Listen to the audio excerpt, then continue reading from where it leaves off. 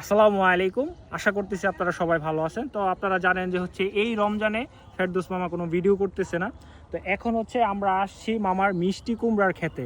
তো অনেক কষ্টের সাথে একটা জিনিস দেখাচ্ছি যে মামার হচ্ছে মিষ্টি কুমড়াগুলো সব ক্ষেতের মধ্যে পচতেছে। এই যে দেখেন, এখানে একটা, এইখানে একটা, এইখানে একটা, এই যেগুলো একদম পরিপক্ক হয়েছে বাসায় নিয়ে রাইখা দেওয়ার মতো। বাট হচ্ছে মামা এই মিষ্টি কুমড়োগুলো বাসায় নিতেছে না, কারণ হচ্ছে এগুলোর দাম নাই।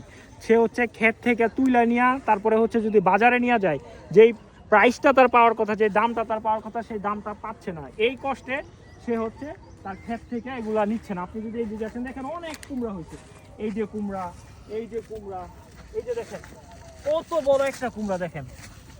এটা হচ্ছে ফালায় রাখছে ক্ষেতের মধ্যে।